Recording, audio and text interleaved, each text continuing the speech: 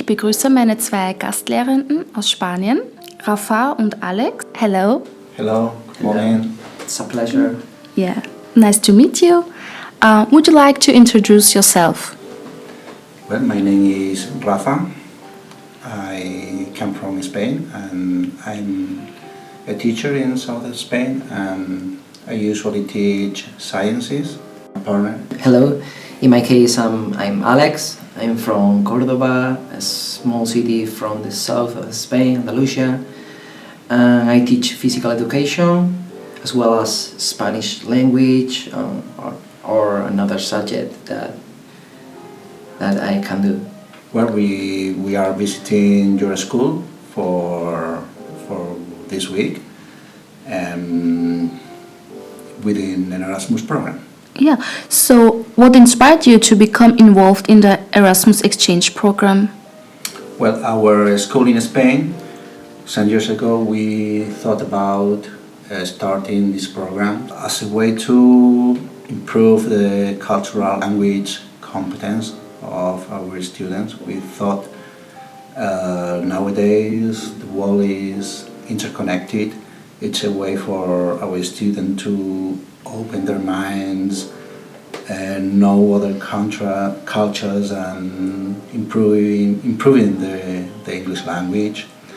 And we started to visit some schools in other countries. In fact, we would like that our students could visit on other countries and see other cultures, how people live outside, exchange all these experiences. And why especially the campus at Atzgersdorf? Well, Vienna it's a historic cultural city. Your school is a very big school, and we thought it would be interesting. Yeah, I think the same. In my case, I'm just a teacher, and I didn't choose coming here, but I agree with Rafa. This is a big campus, it's a new experience and a good school to come here and learn some experiences about everything, resources, classes, everything. Mm-hmm.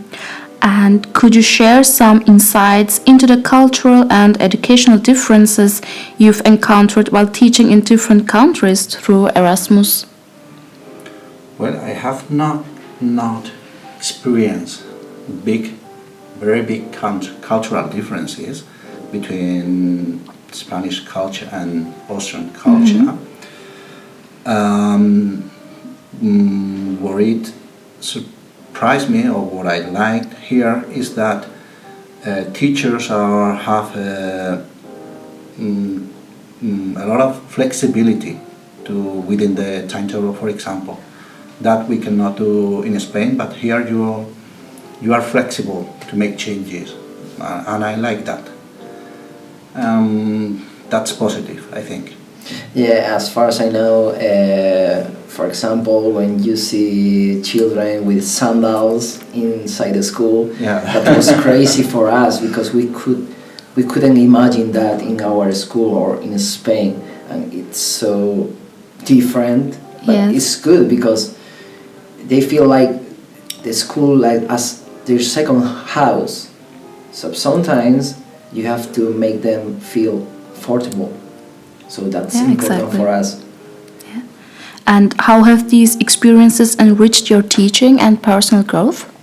Well, you can pick up many ideas when you visit school, because every teacher has his own way, and you can see how this teacher do this, and it's a good experience. You can pick up many different things and ideas, and it's very profitable for our teaching. Yeah, and always this help you to have an open mind and see new things that you've never thought about that in your school. For example, as I said before, wearing sandals or I don't know, class is more flexible because teacher can change subject we cannot think about that in our school, because it's like 1 hour you have to do this, hour after that you have to do this. We cannot do these things. So you like the flexibility in the system? Yeah, sure.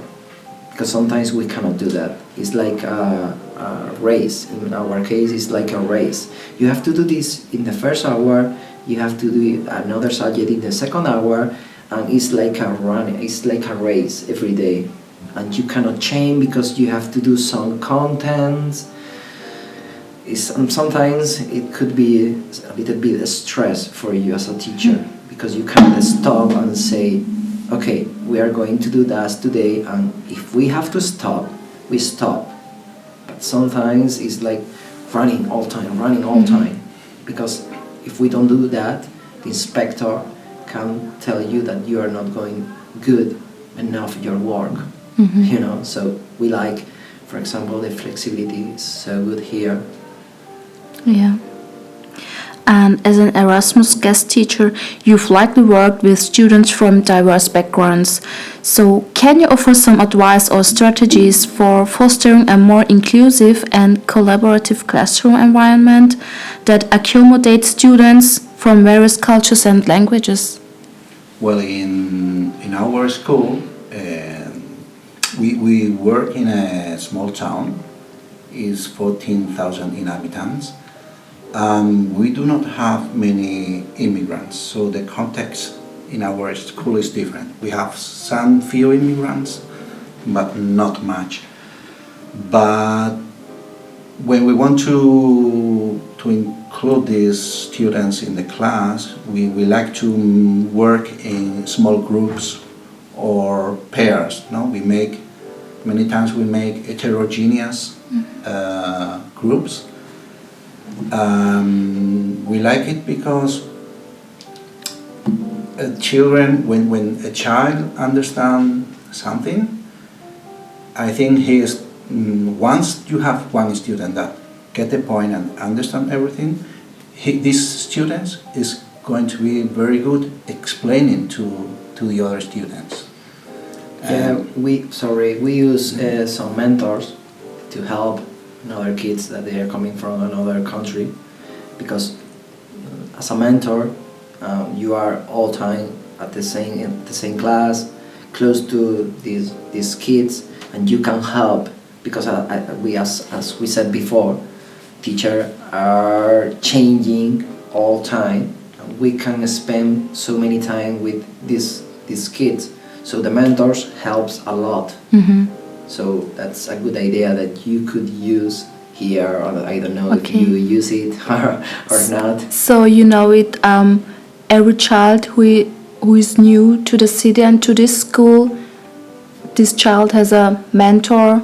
Yes, introducing him to the... Sometimes in the class they have like a mentor, so they are helping everything. When they are playing in the ground, on the playground, or they are learning subject as math or language, as well as we have teachers that take care of these kids. I don't know, just learning the language, the Spanish language, but for these kids they have to get out to learn the language.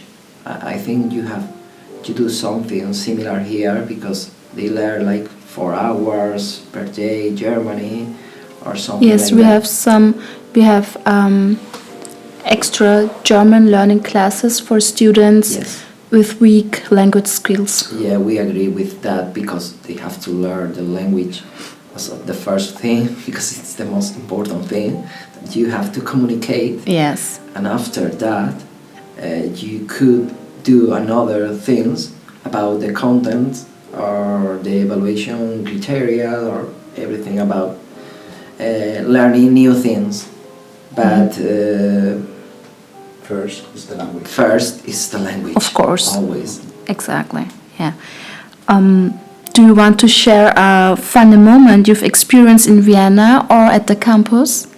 Well, what Alex said, that the shoes is a bit funny for us. The socks and sandals. That's shocking for us. It was like, oh my gosh. So in your This city, looks like my home. so in your city, the pupils wear shoes, Yes, street shoes. Normal shoes, yeah. If you use sandals, people will think that you are crazy. Or you are a tourist. Well, maybe. Well, we have some highlights.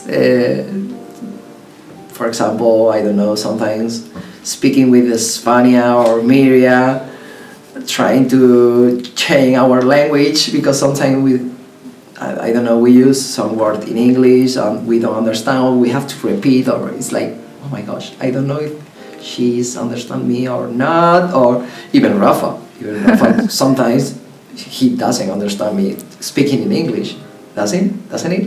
Okay,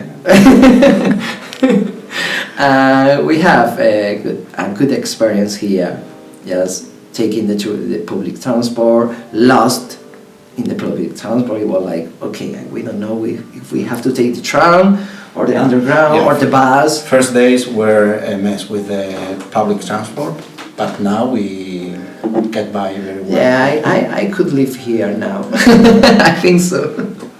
Well, Vienna is the most livable city in the ranking. Yeah, but it was okay. It has been a good experience being here with all of you, a teacher, people outside, because everyone tried to help us. Yeah, I mean, it was good. So, do you think anything else? They were very, very nice and very kind and very helpful. So Yeah. thank you very much. Yeah, thank for you the very help. much. You're welcome. Yeah, everything was perfect. Yeah. I would like to repeat. So you have to speak with the headmaster. Yes.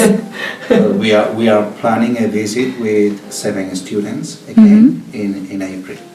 So we are working on it. So Yeah. we're looking forward to see you again in April then. Yeah, that's gonna be a pleasure. Hopefully, yes. So thank you. And Thank- danke. Oh, thank you too. Gracias. Yes.